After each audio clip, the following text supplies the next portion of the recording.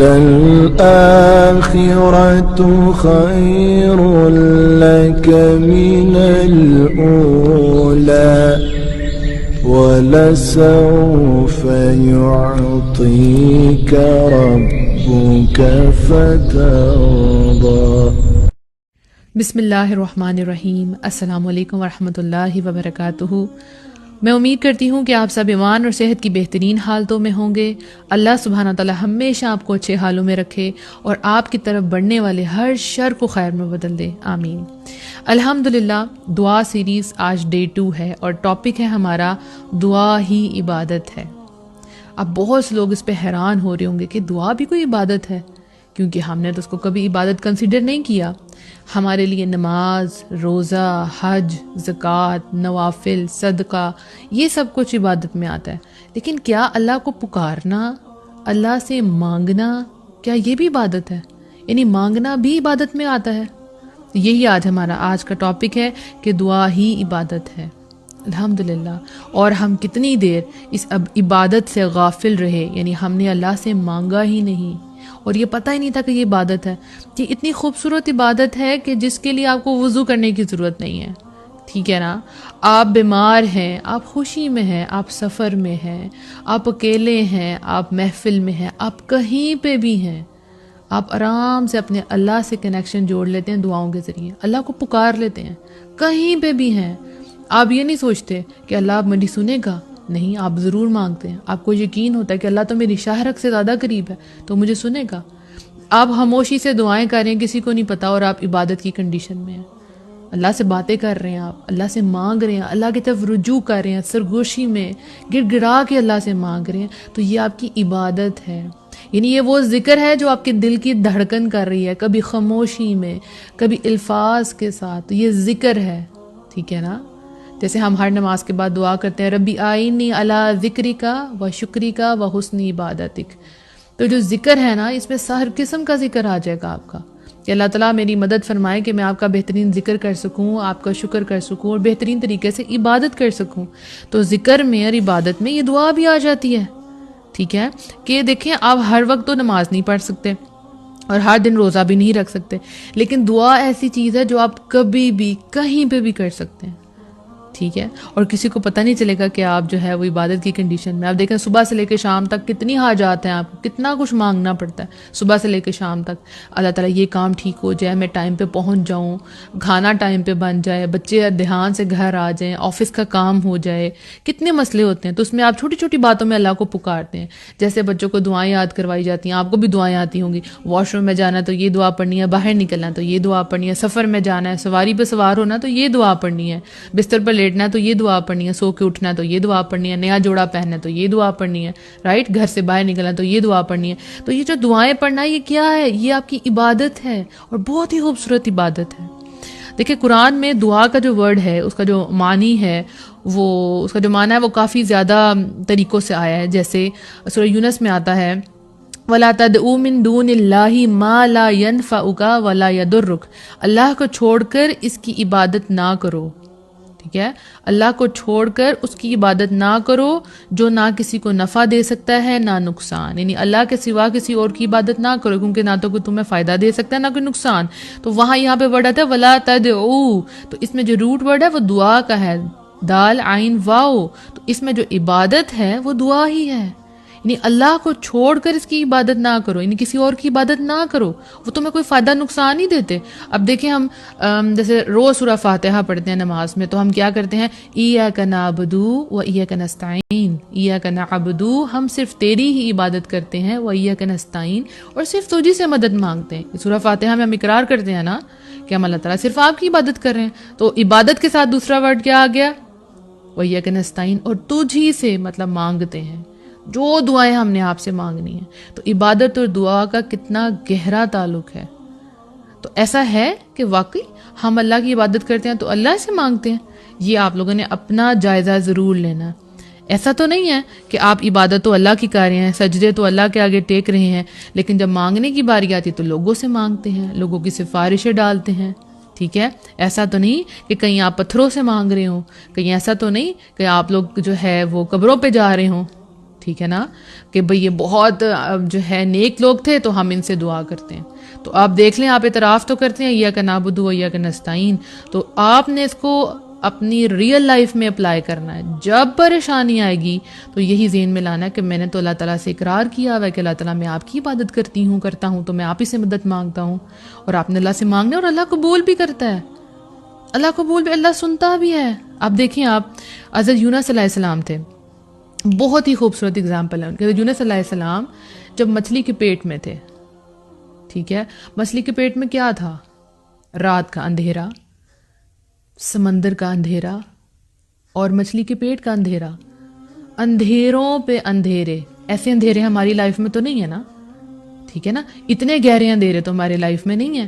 جیسے ہم اپنے کمرے میں ہوتے ہیں تو ہم آواز دے کے کسی کو بلا لیتے ہیں کہ ہماری آ کے مدد کر دو, دروازہ نوک کرتے ہیں, میں پھنس گیا ہوں مجھے کھولو, اپنی ماں کو آواز دیتے ہیں جو بھی پریشانی ہوتی ہے, ٹھیک ہے. لیکن ہمیں یہ پتہ ہے کہ سب اپروچ میں ہیں, سب نزدیک ہی ہماری مدد آ جائے گی. لیکن ایک وہ انسان جس کی لائف میں لیئرز ہیں اندھیروں کی, کوئی باہر نہیں جانتا کہ وہ بندہ کس حالت میں ہے. کبھی کبھی ایسے موقع آ جاتے ہیں نا ہماری لائف میں, کسی کو نہیں پتا ہوتا ہمارے اندر کیا چل رہا ہے, لیکن ہمارے اندر بڑے اندھیرے ہوتے ہیں. لیکن حضرت یونس علیہ السلام کا واقعہ آپ دیکھیں کہ وہ کیسا اندھیرا تھا, کیسا اندھیرا تھا وہ. یہ فزیکل یعنی دیکھنے والا اندھیرا بھی تھا. جو آپ لوگوں کے اندھیرے ہیں وہ سامنے تو نظر نہیں آ رہے ہوتے. تو وہ جب مچھلی کے پیٹ کے اندر تھے تو انہوں نے کیا پکارا تھا؟ لا الہ الا انت سبحانک انی کنت من الظالمین. انہوں نے اللہ کو پکارا تھا اور اعتراف کیا تھا کہ یا اللہ میں ہی ظالموں میں سے ہوں. تو اللہ نے ان کی سن لی, اللہ نے ان کو ان اندھیروں سے, تینوں اندھیروں سے باہر نکال دیا, کیونکہ انہوں نے اللہ کو پکارا تھا, انہوں نے کسی اور کو نہیں پکارا تھا. ہمیں پتہ کیا ہوتا ہے, ہمارے جب سارے دروازے بند ہو جاتے ہیں نا, ہر جگہ سے ریجیکشن آ جاتی ہے, پھر ہم اللہ سے مانگتے ہیں. ہمارا ایٹیٹیوڈ یہی ہے, پہلے ہم لوگوں کی طرف اپروچ کرتے ہیں, اس سے مانگا, اس سے ریکویسٹ کی, اور پھر جب کوئی راستہ نہیں ملتا اور پھر جان ماز بچھا کے تو اللہ سے دعائیں مانگتے ہیں. یہ تو پہلا عمل تھا نا, یہ تو ہمیں سب سے پہلے کرنا تھا. وَاسْتَعِینُوا بِالصَّبْرِ وَالصَّلَاةِ, صبر اور نماز سے اللہ سے مدد طلب کرنی تھی, ٹھیک ہے نا. تو ہم نے تو ایسا کیا ہی نہیں, نہ تو ہم نے صبر کیا اور نہ ہی ہم نے اللہ سے مانگا.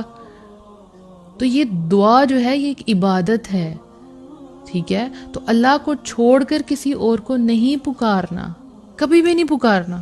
کچھ بھی ہو جائے اپنے ہاتھ آپ کے اللہ کے آگے اٹھنے چاہیے, ٹھیک ہے. جیسے قرآن کی ایک آیت ہے بڑی خوبصورت سی, سورہ المؤمن کی, وَقَالَ رَبُّكُمُ ادْعُونِي أَسْتَجِبْ لَكُمْ. تمہارے پروردگار نے کہا ہے کہ مجھے پکارو, یعنی تمہارے رب نے کہا مجھے پکارو, میں تمہاری پکار و دعا کو سنتا ہوں. یعنی اس میں ورڈ ہے وَقَالَ رَبُّكُمُ ادْعُونِي, پھر اس میں دعا کا روٹ ورڈ آ گیا, دال عین واو, ٹھیک ہے نا. تو اے تمہارے پروردگار نے کہا مجھے پکارو, میں تمہاری پکار و دعا کو سنتا ہوں. ان الذین یستکبرون عن عبادتی سیدخلون جہنم داخرین. ٹھیک ہے, بے شک جو لوگ میری عبادت سے تکبر اختیار کرتے ہیں ان قریب وہ ذلیل ہو کر جہنم میں داخل ہوں گے. اب یہ جو ایک آیت ہے اس کے دو پارٹ ہو گئے. پہلے میں کہا کہ تم مجھ سے دعا مانگو, میں تمہاری دعا قبول کروں گا, اور دوسرے میں کہا کہ جو لوگ میری عبادت سے تکبر اختیار کرتے ہیں. تو یہاں پہ اللہ سبحانہ تعالیٰ نے پہلی دفعہ ان عبادتی, اس میں ان عبادتی یوز کیا, ٹھیک ہے, ان دعائی استعمال نہیں کیا, رائٹ. تو اللہ تعالیٰ نے دعا کا ذکر کیا اور نیکسٹ پارٹ میں عبادت کا ذکر کیا.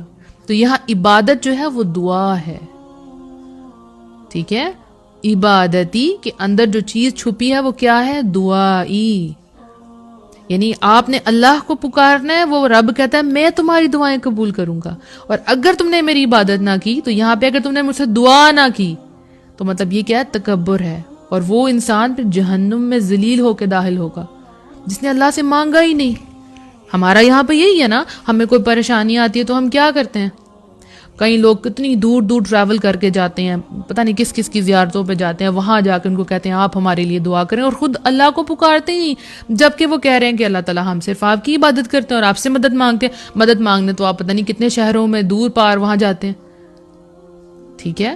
دیکھیں آپ جو ہے اللہ کے نیک بندوں سے دعا کروا سکتے ہیں, غلط نہیں ہے, لیکن یہ ایٹیٹیوڈ کہ آپ اللہ سے خود نہیں مانگ رہے اور دوسروں پر ڈپینڈ کریں کہ وہ ہمارے لیے مانگے. جیسے حضرت موسیٰ علیہ السلام کی جو قوم تھی وہ حضرت موسیٰ علیہ السلام سے کہتی تھی کہ آپ اپنے رب سے مانگے ہمارے لیے, خود نہیں مانگتے تھے. تو ہم نے تو ایسا نہیں بننا, جب اللہ ہمارے قریب ہے, شہرک سے زیادہ قریب ہے, تو پھر دوسروں کے پاس کیوں جانا ہے. اور یاد رکھیں جس تڑپ سے آپ اپنے لیے خود دعا کر سکتے ہیں کوئی دوسرا نہیں کر سکتا. جیسے مجھے بہت سے لوگ کہتے ہیں آپ ہمارے لیے دعا کریں, تو میں ان کو کہتی ہوں آپ خود بھی اپنے لیے دعا کریں.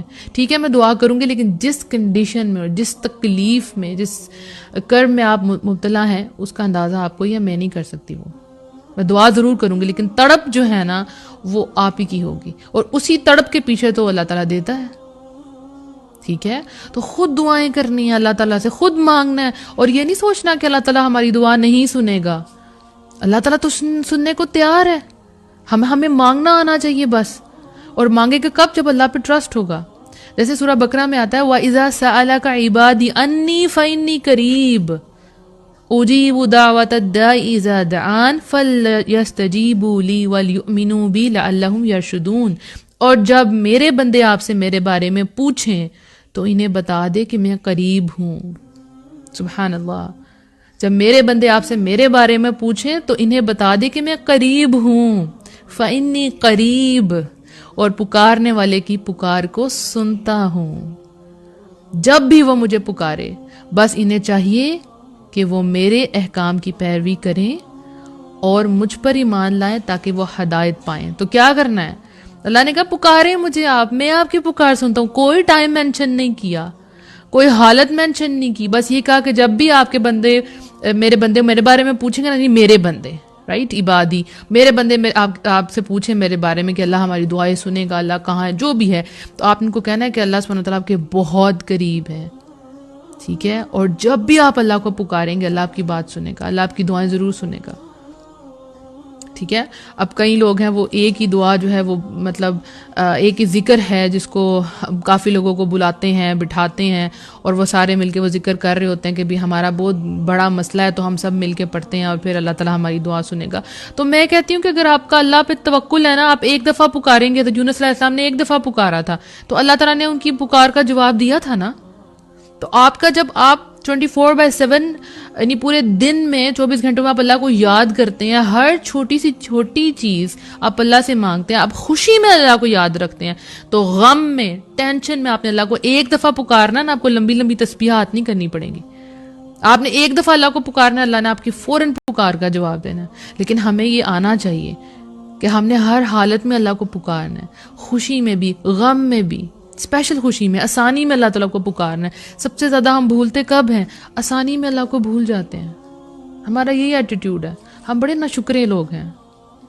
ٹھیک ہے, تو ہمارا کنیکشن ایسا ہو کہ ہم ہمیشہ اللہ کو یاد رکھیں.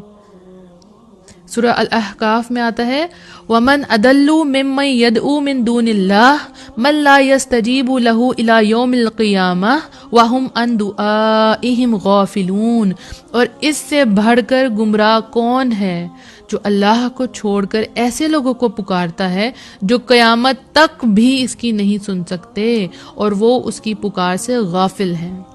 نہیں کتنا گمراہ ہے لوگ, بھٹکے ہوئے ہیں لوگ کہ وہ اللہ سے نہیں مانگتے, ایسے لوگوں سے مانگتے ہیں, ایسی ہستیوں کے پاس جاتے ہیں کہ جو ان کو کوئی فائدہ نہیں دے سکتے, قیامت تک وہ اس کو سن ہی نہیں سکتے. اور آپ کا رب سمیع العلیم, پکاریں آپ اللہ کو, اللہ سب جانتا ہے, اللہ سب سنتا ہے, اللہ پہ یقین تو کریں آپ.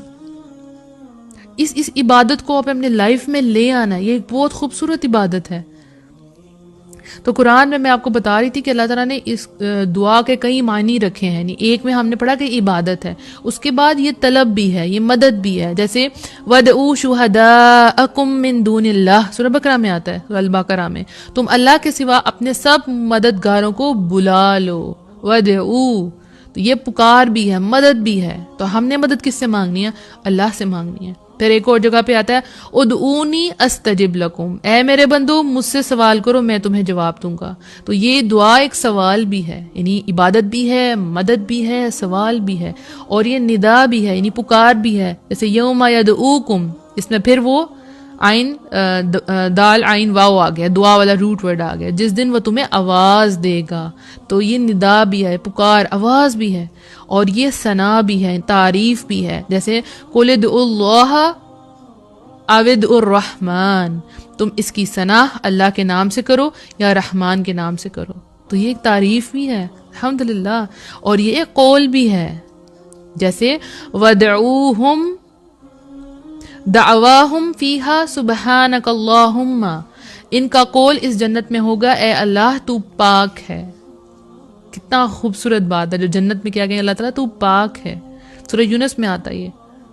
تو یہ کتنے معنی ہیں قرآن اس کے دعا کے. پکار ہے، مدد ہے، سوال ہے، ندا ہے، ثنا ہے، عبادت ہے. ہم نے تو دعا کو اتنی گہرائی سے کبھی سنا ہی نہیں، کبھی پڑھا ہی نہیں.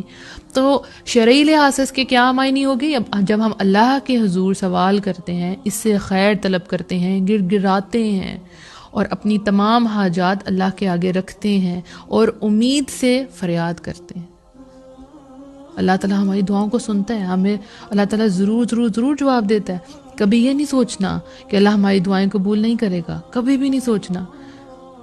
جیسے قرآن میں آتا ہے اور تمہارا رب فرماتا ہے مجھ سے دعا کرو میں تمہاری دعائیں قبول کروں گا. بے شک جو لوگ گھمنڈ میں آ کر میری عبادت سے منہ موڑتے ہیں وہ ضرور ضرور ذلیل و خوار ہو کر جہنم میں داخل ہوں گے. تو اللہ سے نہ مانگنا کیا ہے؟ گھمنڈ ہے. کہ آپ کے پاس اتنا کچھ ہے کہ آپ نے اللہ سے کبھی مانگا ہی نہیں ہے، کبھی اللہ سے خیر طلب کی ہی نہیں ہے. ٹھیک ہے. اور نبی صلی اللہ علیہ وسلم نے کیا فرمایا تھا؟ الدعاء هو العبادہ، دعا ہی عبادت ہے. تو یعنی آپ نے اللہ سے مانگا نہیں، مطلب آپ نے اللہ کی عبادت ہی نہیں کی. تو اللہ کو ایسے لوگ بالکل بھی نہیں پسند. ٹھیک ہے. تو ہم نے اللہ سے مانگنا ہے، اور یہ دعا جو ہے وہ عظیم ترین عبادت ہے، اور یہ آپ کو اللہ کے بہت قریب کر دے گی، بہت زیادہ قریب کر دے گی. کیونکہ نبی صلی اللہ علیہ وسلم نے فرمایا تھا کہ اللہ تعالیٰ کے ہاں کوئی چیز بھی دعا سے زیادہ مرتبے والی نہیں ہے.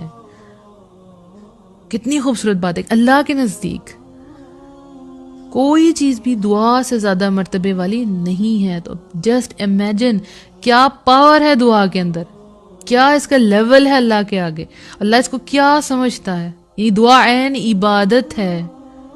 تو دعا کرنے والوں کو جب وہ دعا کریں گے تو ان کو اجر دیا جاتا ہے. ٹھیک ہے. اس کو وہ چیز ملے یا وہ نہ ملے، انشاءاللہ ہم آگے پڑھیں گے، لیکن اس کو اس پہ اجر ضرور ضرور ضرور ملتا ہے. تو میں اپنے اسٹوڈنٹس کو کہتی ہوں کہ آپ صبح شام اللہ سے مانگا کریں، چھوٹی چھوٹی چیزیں بھی اللہ سے مانگیں.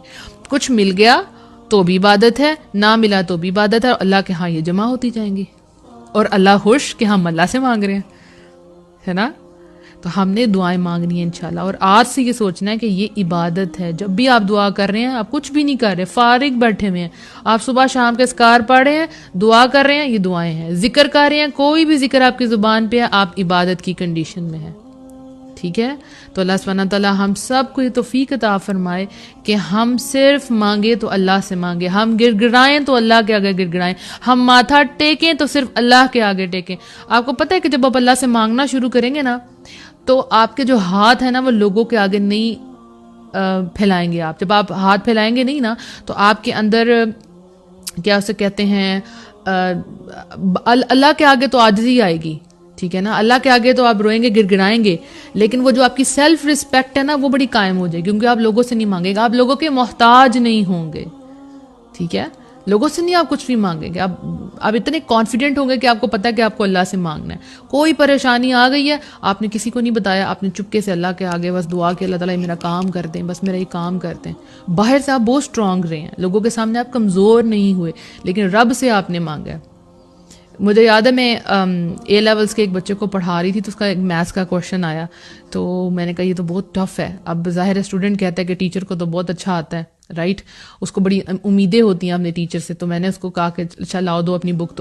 تو میں نے آرام سے منہ کے اندر دعائیں پڑھی، رب اشرح لی صدری، یا رب العالمین. میں دعا کہ اللہ مجھے نہیں آتا، یا بس آپ مجھے سکھا دیں. اور وہ مجھے کیسے آیا میں نہیں جانتی، وہ کافی ٹف سا کویشچن تھا الحمدللہ.